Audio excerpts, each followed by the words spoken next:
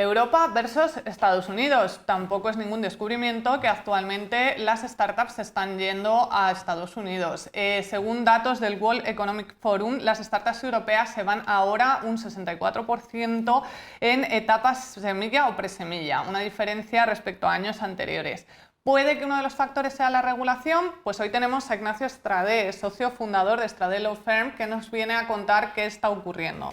Muchas gracias por estar con nosotros. Muchas gracias a vosotros. Muchas gracias.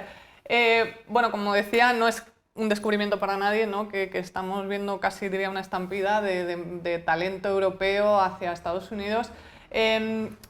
Desde tu experiencia, ¿no? Porque ahora nos contarás un poquito, ¿cuáles son o las principales diferencias en ese entorno entre la inversión que tú ves en Estados Unidos, en Europa? Desde tu opinión, cuéntanos. Bueno, primero yo creo que a nadie sorprende esta estampida de empresas de base tecnológica, que es lo que vamos a hablar principalmente. Y eso es causado por diversos motivos. En primer lugar, a nadie se le escapa que hay una sobreregulación en Europa, pero no es que haya un modelo perfecto, porque si no todos tendríamos el mismo.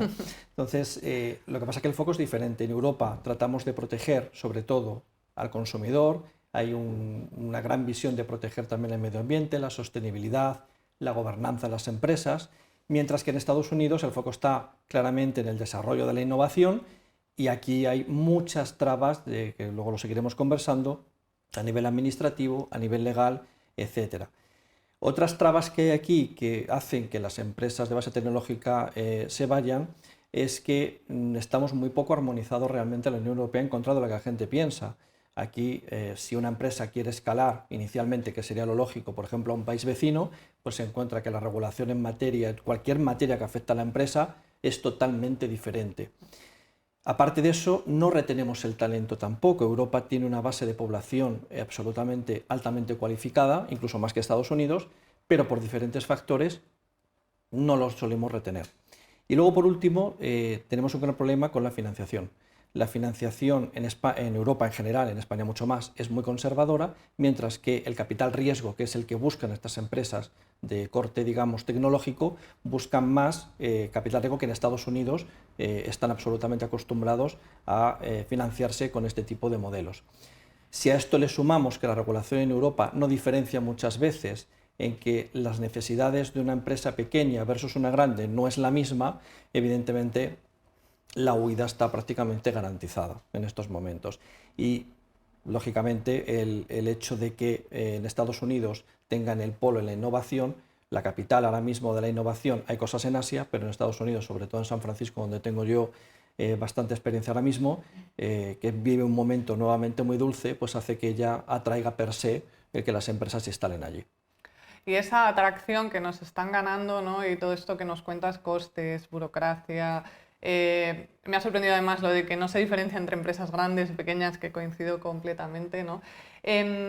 ¿Cómo crees que está al final afectando a los proyectos que intentan levantar la cabeza, ¿no? Esas startups tecnológicas en Europa? Bueno, yo voy a poner el foco también en algo que pasa en Europa en general y sobre todo especialmente en el sur de Europa y muchísimo más en España. Aquí nos cuesta salir, nos gusta mucho estar en casa, vamos a partir de esa base. Y el salir, a veces yo invito a la persona que tiene un interés en escalar su empresa a que viaje. A lo mejor como turista. En San Francisco basta llegar, apúntate a una semana tecnológica que la hacen cada 2x3, donde hay más de 1500 conferencias en una semana, no solamente de inteligencia artificial. Aquí se está hablando solamente en Europa de ChatGPT, de Claude y de poco más. Hay más de 2000 aplicaciones paralelas que se están desarrollando en Estados Unidos. Yo invito a que vayan, que tengan ese olfato de respirar lo que allí se está viviendo y que cojan ideas. No hay que saber un inglés perfecto, es más o menos tener una base y que vengan con ideas de fuera. Allí la innovación es mucho más colaborativa que aquí. Entonces, ¿por qué están afrontando ciertas dificultades, estos costes que supone para las empresas? Pues voy a poner un ejemplo muy claro. Aquí, por ejemplo, toda la reglamentación o la regulación normativa que tenemos en temas de privacidad, por ejemplo, con el Reglamento General de Protección de Datos, para una empresa grande quizás incorporar 1 o 2 personas y no les supone un impacto muy grande, digamos, en su balance. Pero una empresa startup o una scale-up que ya tiene el modelo de negocio aprobado y busca una aceleración rápida y además el expandirse rápidamente, escalar rápido, el invertir en una o dos personas que desde el punto de vista interno no es productiva, es una barrera absolutamente muy importante. Y como eso, absolutamente todo. Hay una fragmentación regulatoria, cada país tiene el suyo. No hay hubs de innovación reales. Y aquí me pasa un poco, ya que somos colegas de profesión, a mí me pasa que aquí uno va a hacer los típicos foros de networking y demás, y pasa mucho, por ejemplo, que están focalizados por sectores de producción, los abogados con los abogados, los arquitectos con los arquitectos. Entonces dices, pero ¿cómo vais a venderlo entre vosotros? Sacarás una colaboración, pero no vas a vender absolutamente nada. Y ahí cuesta hacer modelos de crecimiento donde haya realmente algo productivo y que impacte positivamente. En Estados Unidos la innovación es abierta, es decir, evidentemente cada uno guarda sus secretos industriales, por supuesto, pero se involucra a las universidades. Aquí en Europa, en España eso es muy difícil por falta de presupuesto especialmente. Se mete a los científicos, se premia a los matemáticos y hacen entre todos acuerdos asociativos que llevan a modelos que luego cada uno lo personaliza o desarrolla a su manera, pero salen ideas de ahí. Todo el mundo tenemos en la mente que empresas como Google o como Meta han nacido en un garaje. Pero es que eso es real y aquí en Europa eso es impensable a día de hoy. Pero también voy a romper una lanza a favor de la Unión Europea. Se están empezando a hacer cosas. Hay una ley de inteligencia artificial del año pasado que limita bastante, es verdad que es muy mejorable, pero sí hay programas estratégicos para apoyar tanto a las startups como a las scale-ups que buscan precisamente que, independientemente que se vayan fuera de Europa, tengan su base tecnológica aquí. Pero aquí el desarrollo es lento. Se van aprobando las normativas cuando ya esa tecnología a nivel de inteligencia artificial está prácticamente obsoleta.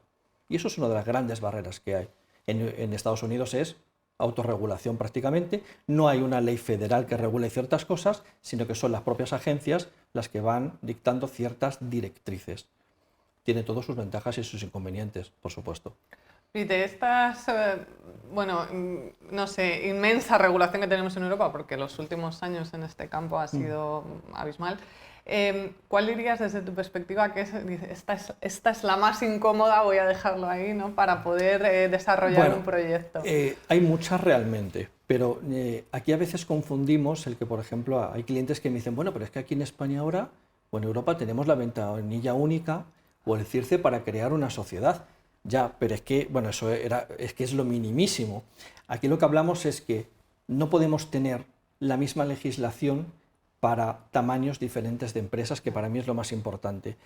Una persona que tiene a lo mejor a nivel de innovación una pequeña empresa de robótica, que a lo mejor son 4 personas, no puedes meter obligatoriamente cargas bestiales, por ejemplo fiscales, solamente para hacer impuestos o para llevar tus cuentas o para llevar los reglamentos de privacidad y así, pues con todo. Pero yo creo que principalmente no ofrecemos un marco de producción acorde a lo que tenemos según el tamaño de las empresas. Y voy a poner un ejemplo, si me permites, por mi experiencia en San Francisco. Es que hay clientes que llegan al ayuntamiento, al City Hall de San Francisco y tienen un departamento entero de emprendimiento, pero no es como el de aquí de los ayuntamientos locales.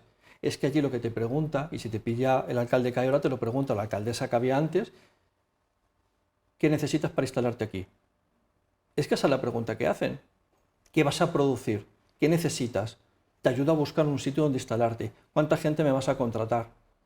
Y hay toda una red de apoyo detrás de todo eso. Te metes en el San Francisco, la Cámara de Comercio de San Francisco, y hacen cosas realmente interesantes para las empresas, algo que aquí pues no existe. Voy a aprovechar a la comunidad que nos sigue desde Instagram, y si no lo estáis haciendo, acordaros que podéis seguirnos ahí, @tinku.spain, si sois emprendedores, no os perdáis este tipo de contenido. Bueno, hablando un poco, ya casi nos lo has ido dejando caer, ¿no? Pero por tener así un poco más de claridad, ¿qué medidas, qué políticas crees que podríamos atraer de todo eso que nos cuentas de Estados Unidos a Europa? ¿Sería factible atraer, ¿no?, para poder retener este talento? Es que lo mejor es que es totalmente factible, pero yo creo que falta una voluntad, por un lado política, porque son al final quienes tienen la iniciativa a través del Poder Legislativo también, de dictar leyes que vayan acorde a lo que necesita el tejido productivo. Hay que cambiar la visión también. Es decir, aquí la iniciativa del sector privado en el sur de Europa realmente va, digamos, como vagón de una locomotora, que es la contratación pública. Ese modelo hay que cambiarlo. En Estados Unidos es todo lo contrario. ¿Cómo se pueden mejorar o traer esos modelos hacia Europa? Primero, hay que fomentar el asociacionismo real.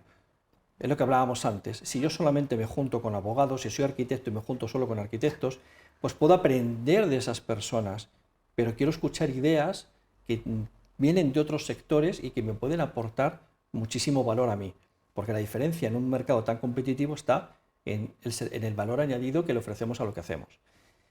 Y luego la innovación no es que sea el futuro, es que es el presente. Y aquí nos olvidamos de que ese es el foco para empresas de base tecnológica. ¿Qué es lo que habría que hacer en Europa? Hay que, no digo rebajar la regulación, evidentemente nuestro foco es ese y no lo vamos a cambiar, y está muy bien desde el punto de vista del consumidor, de la protección al medio ambiente, pero necesitamos unas políticas más de autorregulación, sobre todo en el sector de la innovación. Y esto se está viendo que nos estamos quedando atrás, no ya en este sector de las startups, sino también en el mercado, por ejemplo, de fabricación de automóviles, en donde los asiáticos nos están comiendo el mercado. Antes fue lo textil y antes ha sido absolutamente todo, porque no podemos competir con tanta barrera. Pero yo creo que sí, fomentamos el asociacionismo. Ponemos el foco en la innovación desde un punto de vista abierto, como comentaba antes, involucrando a diferentes actores, desde el actor político hasta el empresarial. No hablo de las sociedades empresariales al uso, sino realmente gente que se pone con formación. Vamos a incentivar que clientes prueben tu producto mínimo viable. Y les vamos a incentivar fiscalmente por fomentar que lo prueben, por ejemplo. Y en Estados Unidos eso se hace. Entonces, es una manera de que las empresas digan, oye, lo estoy probando en un mercado real, en un entorno real. Y eso aquí, ahora mismo en Europa, es sumamente complicado. Pero es cuestión de voluntad, nada más. Bueno, a ver si surge esa voluntad. Por supuesto. Tú que asesoras proyectos tanto en España, en Europa, como en Estados Unidos, ya un poquito más a pequeña escala, tú a los proyectos a lo mejor que asesoras en Europa, ¿qué prácticas de las que a lo mejor has visto en ese entorno más de San Francisco les recomiendas atraer? Bueno, yo creo que si bien no hay modelos que se puedan adaptar 100%, sobre todo un continente a otro, porque son visiones completamente distintas, allí las condiciones laborales en Europa serían completamente de tirarnos de los pelos absolutamente, ¿no? Pero, y a nivel fiscal al revés también diríamos, dice, pero tan poco pagan, pero la gente lo que luego se pregunta, pero a ver, ¿qué Estado tienen detrás? Evidentemente es mucho más pequeño. Con lo cual, partiendo de esa base, que son modelos muy diferentes, yo creo que el tener esa apertura de mente, de estar abiertos sin complejos, de decir, voy a viajar, voy a ver lo que hacen, porque aquí hablamos a nivel de innovación del área de San Francisco en general, o de Silicon Valley en el sur de la bahía, pero es que también están haciendo cosas muy interesantes en Asia y están por delante de nosotros, pero es que en América Latina hay algunos países con programas que también son mucho más punteros que aquí. Entonces, hay prácticas, como digo, que tenemos que abrir la mente y hay que viajar y hay que salir y hay que ir a congresos. Si unos abogados, no te vayas a un congreso de abogados, mira a ver lo que están haciendo, especialízate. Porque si tú te especializas, tienes menos competencia. Y allí en Estados Unidos no tienen un vasto conocimiento general de las cosas, pero los suyos son los mejores. Y están siempre con la cosa de seguir desarrollando, seguir desarrollando, seguir desarrollando. Y no paran. Y como tienen una legislación muy favorable y la iniciativa política está para ayudar, pues es lo que nos falta aquí. Pero Europa, con la base cultural que tenemos, con el potencial que tenemos de riqueza, no olvidemos, Europa son 27 países que han logrado, con diferentes idiomas, que han estado enfrentados en guerras mundiales, hemos conseguido crear un continente unido, con sus matices. Y eso no lo ha logrado tampoco ningún otro continente. Bueno, me voy a quedar con esto positivo para terminar la entrevista. Muchas gracias, Ignacio, por estar con nosotros. Gracias a vosotros. A mí, como autónoma emprendedora, desde luego, me ha resultado muy necesaria esta conversación. Muchas gracias por estar. Gracias a vosotros. Y nosotros queremos saber tu opinión. Toda la audiencia que nos seguís, que sois emprendedores, estáis pensando en iros a Estados Unidos, recuerda que puedes dejarnos tus comentarios, que leemos todo. Y por nuestra parte vamos a ver más proyectos de Tinku.